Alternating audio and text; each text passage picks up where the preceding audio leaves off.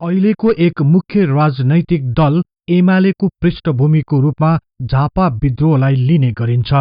भारतको पश्चिम बंगालमा चलिरहेको नक्सलवादी आन्दोलनको नक्कल गर्दै विक्रम सम्वत 2028 सालमा केही युवाहरूले नेपालभित्र पनि वर्ग शत्रुको नाममा हत्या गर्ने श्रृंखलाको थालनी गरे।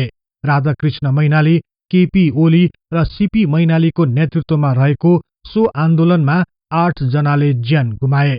वर्ग शत्रु सफाए गर्ने भन्दै सामन्तको नाममा टाउको गिर्ने अभियानले तत्कालीन समयमा पूरी देश तरंगित भएको थियो।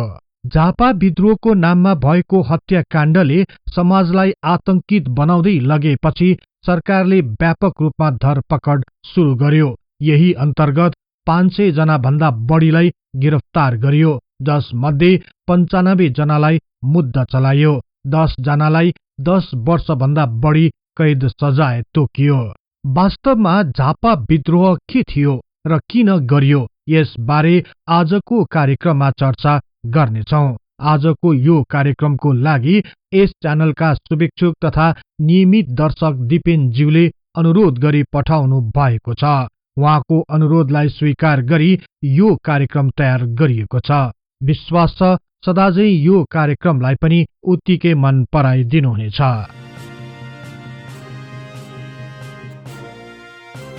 भारत बेलायतबाट स्वतन्त्र भइसकेको थियो। बेलायती सामन्तवादको अन्त्य भए तापनि नयाँ स्वदेशी सामन्तहरूको बिगबिगी बिस्तारै बढ्न थाल्यो।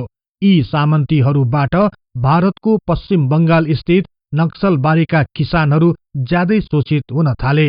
एकजना मालिकसँग 2-3 हजार बिघा भन्दा धेरै जमिन हुन्थ्यो। मालिकहरू हात्तीमा चढ्दै शानको साथ सुखशैल जीवन बिताउँदथे।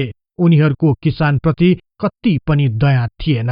किसानहरू यति पेलिएका थिए कि वर्षभरि काम गर्दा पनि उनीहरूलाई खान पुग्दैनथ्यो। आफ्नो दुःख कष्ट पोख्ने ठाउँ कतै पनि थिएन। गाउँको प्रशासन र प्रहरी यिनै जमिनदारको पाहुना थिए। यसरी बेलायतबाट भारत स्वतन्त्र भए तापनि साधारण आम किसानहरू जमिनदारहरूबाट स्वतन्त्र हुन सकिरहेका थिएनन्। किसानहरूको यही उत्पीडनलाई राम्ररी बुझेका एक कम्युनिस्ट कार्यकर्ता चारू मजुमदारले सन् 1953-54 ताका नक्सलबारीलाई आफ्नो कार्यक्षेत्र बनाए। उनले आफ्ना सहयोगीहरू कानू सन्याल र वीरेन बोसहरूसँग मिलेर चिया मजदुर र किसानहरूलाई एक अभियानमा लाग्न उत्प्रेरित गरे। यसपछि नक्सलबारीमा तराई किसान समितिको गठन हुन गयो। यहीबाट कम्युनिस्ट विद्रोहको सुरुवात भयो। यो विद्रोह पछि हिंसात्मक रूपमा अघि बढ्दै गयो। यही विद्रोह नै नक्सलाइट आन्दोलनको रूपमा प्रख्यात हुन गयो। पश्चिम बंगाल स्थित नेपालको पूर्वीय सिमाना पारी रहेको नक्सलबारी गाउँबाट सुरु भएकोले सो विद्रोहलाई नक्सलाइट आन्दोलन अर्थात नक्सलिजम पनि भनिने गरिन्छ र विद्रोहमा भाग लिने विद्रोहीहरूलाई नक्सलाइट भनिन थालियो। सोही समयताका वर्ग शत्रु सफाएको नीति लिएको नक्सलाइट आन्दोलनको प्रभाव विस्तारै नेपालको सीमा क्षेत्रहरूमा पनि पर्दै गयो। विशेष गरी यो आन्दोलनप्रति झापाली युवाहरू आकर्षित हुँदै गए। नेपालको सुदूर पूर्वमा रहेको झापा जिल्लामा पनि जमिनदारी प्रथा निकै मौलाएको थियो। ठूला बडा तथा जमिनदारहरूले किसानहरूलाई अति नै पेलिरहेका थिए। यहाँ पनि प्रशासन र प्रहरी जमिनदारको हातमा रहने गर्दथ्यो। यही भएर पनि साधारण किसानहरूले आफू माथि भएको अन्याय अत्याचार कहीँ पनि भन्न सक्ने ठाउँ थिएन। यही कारण भारतीय नक्सलवादीकै शैली र नीति अनुरूप नेपालमा पनि वर्ग शत्रु सफाई गर्ने अभियानका साथ एक समूहको निर्माण हुन गयो। विक्रम सम्वत 2028 साल वैशाख महिनाको पहिलो साताका मोहन चन्द्र अधिकारी, रामनाथ दाल, राधाकृष्ण मैनाली, नेत्र घिमिरे, नारायण श्रेष्ठ, कृष्ण कुइकेल र वीरेन राजवंशी सहित केही व्यक्तिहरू मिलेर एक अभियानलाई साकार पार्ने लक्ष्यका साथ एक समूह गठन गरे। राधाकृष्ण मैनाली संयोजक रहेको सो झापाली क्रान्तिकारी समूहमा पछि सीपी मैनाली र केपी ओली पनि थपिए। यस प्रकार एक सशक्त अभियानको रूपमा स्थापित भएको सो समूहले आफ्नो पहिलो कार्यक्रम अन्तर्गत झापाका भूमिहीन तथा गरिब किसानहरूलाई सचेत र संगठित गर्ने लक्ष्य लिए। गाउँ गाउँमा गएर किसानहरूलाई आफ्नो अभियानको बारेमा जानकारी गराउनुको साथै वर्ग शत्रु सफाई अभियानमा लाग्न प्रेरित गरिरहे। यसपछि विक्रम सम्वत 2028 साल वैशाख 9 गतेका दिन वीरेन राजवंशीको अगुवाईमा एक गुरिल्ला स्क्वाड अर्थात छापामार लडाकु टोलीको गठन गर्यो। 7 सदस्यहरू रहेको झापा विद्रोहको पहिलो छापामार लडाकु टोलीलाई सशस्त्र संघर्ष गर्ने अधिकार पनि प्रदान गरियो। यसका साथै एक एरिया, एक युनिट, एक स्क्वाड, एक एक्सनको नीति तयार गरिनुको साथै छापामार टोलीको कार्यक्षेत्र पनि तोकियो। सो नीति र कार्यक्षेत्र अनुसार नै कुनै छापामार टोलीले तोकिएको क्षेत्रभित्र एउटा समयमा एउटा मात्र एक्सन गर्ने र निर्धारित क्षेत्र बाहिर गएर केही पनि गर्न नपाउने नियम बनाइयो। यसरी झापाको ज्यामिरगढीमा स्थापना भएको पहिलो छापामार लडाकु टोलीपछि क्रमशः शनिश्चरे, बुधबारे, धाइजन, चारपाने, चकचकी लगायतका अन्य क्षेत्रहरूमा पनि विभिन्न छापामार टोलीहरू विस्तार गर्यो। यी लडाकुहरूले भरुवा बन्दुक, भाला, खुकुरी लगायतका घरेलु हात हतियारहरूद्वारा आक्रमण गर्ने रणनीति तयार पारे। यसरी झापा विद्रोहको लडाकु संरचना पूरा भएपछि सो टोलीहरूले कारबाही गरिने वर्ग शत्रुहरूको पहिचान र छनौट गर्ने कार्य सुरु गर्यो। तत्कालीन समयमा राजा महेन्द्रले भूमि सुधार सम्बन्धी विभिन्न नीतिहरू ल्याए पनि मुट्ठी भरका मानिसहरूले सो नीतिलाई आफू अनुकूल बनाउन कुनै कसर बाँकी राखेनन्। यही कारण देशका विभिन्न भागहरूमा ठूला बडा र जमिनदारीहरूकै हाली मुहाली चलिरह्यो। आम किसानहरूको अवस्थामा कुनै परिवर्तन आएन। यसले किसानहरू झन संगठित हुन थाले। वर्ग शत्रु सफाई अभियानमा लागेका क्रान्तिकारी विद्रोहीहरू अझ बढी उत्साहित बने। यस प्रकार 150 जना भन्दा बढी छापामार लडाकु सदस्यहरू र 300 भन्दा बढी किसानहरू सो अभियानमा जुटे। यसपछि वीरेन राजवंशीको नेतृत्वमा गठन भएको पहिलो छापामार लडाकु टोलीले ज्यामिरगढीकै कर्णबहादुर गौतमलाई वर्ग शत्रुको रूपमा छनौट गर्यो। कर्णबहादुर गौतम कुनै जमिनदार भने थिएनन्, तर उनी जमिनदारको दलालको रूपमा परिचित थिए। विद्रोहीहरूका अनुसार गौतम तत्कालीन ज्यामिरगढी गाउँ पञ्चायतका सदस्य रघुवीर बुढाथोकीका कारोबारी थिए।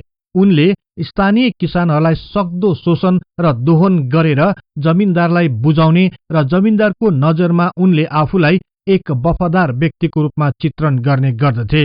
यही कारण आम किसानहरू उनीबाट निकै रुष्ट बनेका थिए।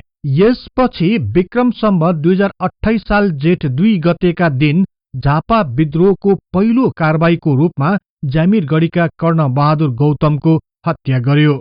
यो पहिलो कारबाहीमा भाग लिने टोलीको नेतृत्व मोहन चन्द्र अधिकारीले गरेका थिए। उनीसँगै वीरेन राजवंशी, रामनाथ दाल, राजेन राजवंशी, भोगेन्द्र सिंह, शिव शिवाकोटी लगायत अन्य केही युवा तथा किसानहरू थिए। उनी पछि विक्रम सम्वत 2029 साल वैशाख 26 गतेका दिन झापा शनिश्चरे बुटाबारीका बुटन चौधरीको हत्या गर्यो। यो झापा विद्रोहको दोस्रो आक्रमण थियो र यो कारबाहीको नेतृत्व शिव अधिकारीले गरेका थिए।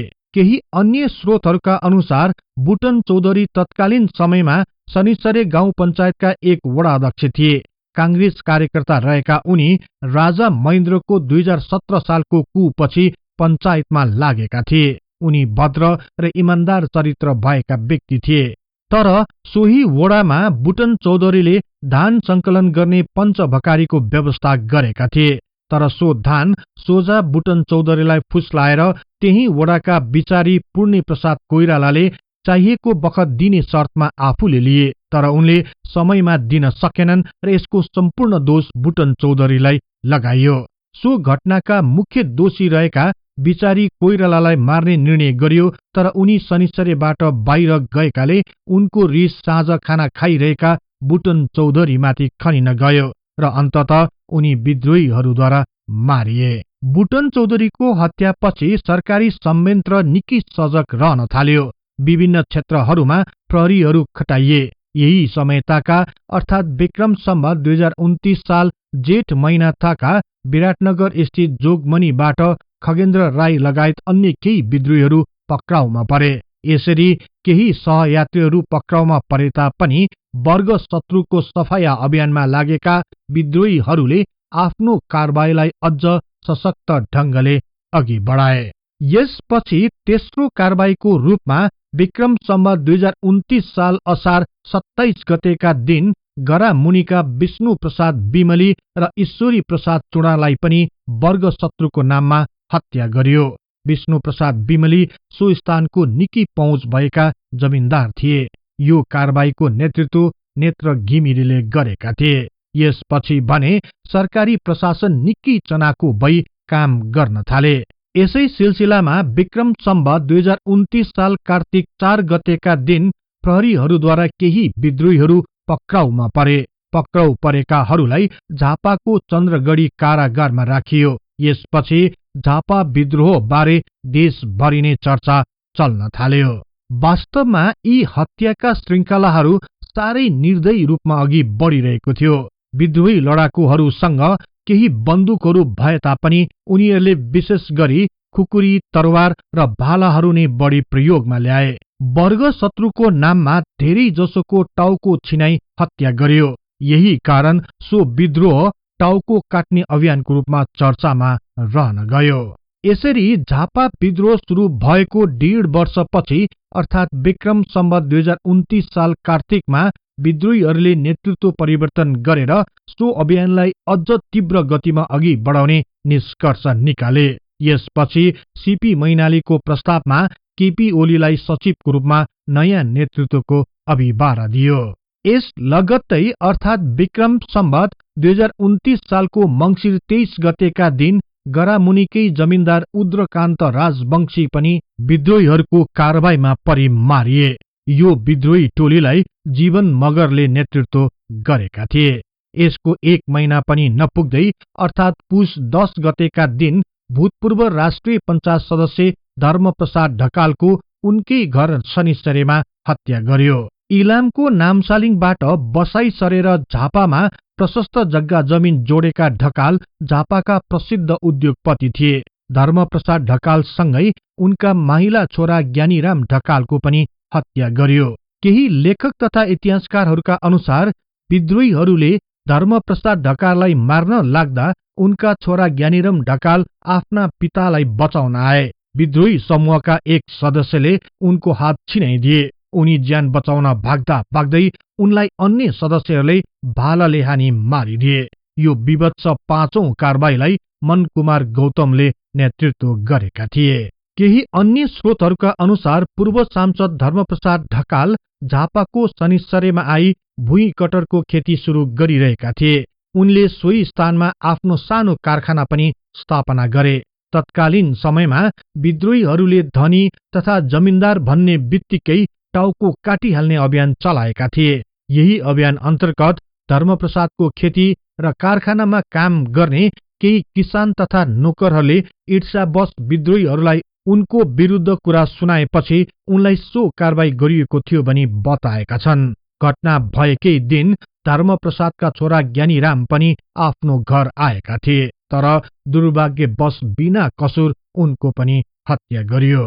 पूर्व राष्ट्रिय पंचायत सदस्यको हत्या भएपछि भने सरकारले विद्रोहीहरूलाई दबाएरै छाड्ने नीति लिए। यसै नीति अनुसार विद्रोही बनी आशंका लागेकाहरूको खान तलासी र खोजी नीति गर्न थाल्यो।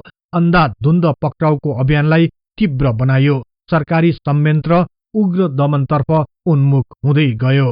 यसै क्रममा देशमा हत्या हिंसा बढ्दै गएको भन्दै विक्रम सम्वत 2029 साल मंसिर 28 गते चारपानेबाट रामनाथ, पुष 13 गते गरामुनिबाट नेत्र घिमिरे, मंसिर अन्तिमतिर चन्द्रगढीबाट वीरेन सिंह राजवंशी र माघ 1 गते गौरादह र तोपगाछीबाट कृष्ण कुइकेल र नारायण श्रेष्ठ लगायत अन्य केहीलाई धर्मप्रसाद ढकालको हत्याको अभियोगमा पक्राउ गरियो। उनीहरूलाई झापाको चन्द्रगढी कारागारमा थुनियो। पक्राउ परेको केही महिना पछि नै अर्थात विक्रम सम्वत 2029 साल फागुन 21 गते सरकारी संयन्त्रले झापाको चन्द्रगढी कारागारबाट केही कैदीहरूलाई इलाम जेल सरुवा गर्ने षड्यन्त्र गर्यो। यसपछि रामनाथ दाल, नेत्र घिमिरे, वीरेन राजवंशी, नारायण श्रेष्ठ र कृष्ण कुइकेललाई जेल सरुवा गर्ने बहानामा राति नै झापाबाट इलामतिर लगियो। झापा जिल्ला पार गर्नै लाग्दा इलामको सिमानामा पर्ने सुखानीको जंगलमा पुगेपछि अचानक प्रहरीहरूले उनीहरूलाई गोली हाने। प्रहरीले चलाएको बन्दुकको गोली 34 वर्षीय रामनाथ, 25 वर्षीय नेत्र घिमिरे र 18 वर्षीय कृष्ण कुइकेलको छातीमा लाग्यो र उनीहरूको घटनास्थलमा नै मृत्यु भयो। त्यस्तै 31 वर्षीय वीरेन सिंहको टाउकोमा र 19 वर्षीय नारायण श्रेष्ठको कोखामा गोली हानी मारियो।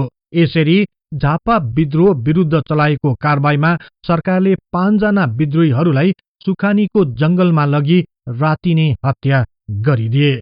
यही हत्याकाण्ड नै पछि सुखानी हत्याकाण्डको रूपमा प्रख्यात बन्न गयो। यसरी विवत्स झापा हत्याकाण्डका मुख्य भागीदार रहेका राधाकृष्ण मैनाली, सीपी मैनाली, केपी ओली लगायतका केही विद्रोहीहरू पछिल्लो समयमा नेपालको राजनीतिमा शीर्ष स्थानमा पुग्न सफल भए। यही विषयलाई लिएर केही स्वतन्त्र पत्रकार, लेखक तथा बुद्धिजीवीहरूले बेला बेलामा लेख्ने गर्छन्। झापा आन्दोलनलाई टेकेर सत्ताको शीर्ष स्थानमा पुग्न सफल भएका नेताहरूले सो विद्रोहमा ज्यान गुमाएका आफ्ना सहयात्रीहरूको सपना पूरा गरे त? सुखानी हत्याकाण्डपछि के भयो? झापा विद्रोहका नायकीहरू कता गए भन्ने बारेमा अर्को कार्यक्रममा प्रस्तुत गर्नेछौं।